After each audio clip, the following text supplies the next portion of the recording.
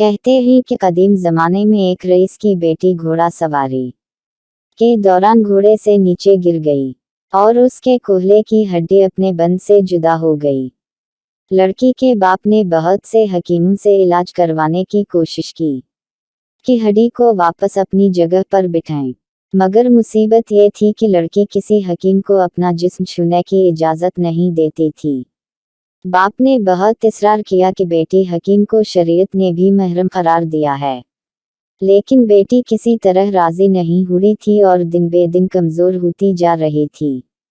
आखिर लोगों ने मशवरा दिया कि शहर से बाहर एक बहुत दाना हकीम रहता है, उनसे मशवरा कर लें।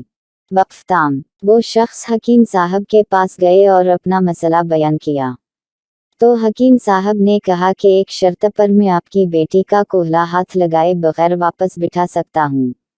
वो शख्स कहने लगा कि जो भी शर्त हो वो कबूल करने पर आमादा है। हकीम ने कहा कि शर्त यह है कि एक बहुत मोटी ताज़ी गाय मेरे लिए ला दो, तो मैं इलाज कर दूंगा आपकी बेटी का। वक्फताम वो शख्स बहुत भारी कीमत पर शहर की सबसे तनुमंद गाय खरीद कर हकीम साहब के घर ले गए।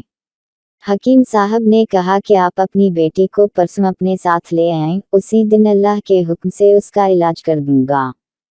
जब वो शख्स चला गया तो हकीम साहब ने अपने शागिर्दों से कहा कि 2 दिन तक ना तो गाय को घास का एक तनका खिलाया जाए और ना पानी का एक कतरा पिलाया जाए। शागिर्द हैरान हुए कि इतनी तनुमंद गाय 2 दिन में भूख और प्यास से मर ना जाए, लेकिन चूंकि उस्ताद का हुक्म था इसलिए तमील के सिवा कोई चारा ना था। 2 दिन तक गाय भूख और प्यास की शिद्दत से बहुत कमज़ोर हो गई। दोपहर के वक्त वादे के मुताबिक वो शख्स अपनी बेटी को चारपाई पर डालकर हकीम साहब के पास ले आया। हकीम ने लड़की के वालिद से कहा कि अपनी बेटी को गाय की पीठ पर बिठा लें। सब बहुत हैरान हुए, लेकिन हुक्म मानने के अलावा और कोई रास्ता ना था।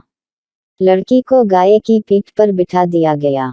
अब हकीम साहब ने अपने शागिर्दों से कहा कि लड़की के दोनों पांव गाय के पीठ के गर्द रस्सी से बांध दें।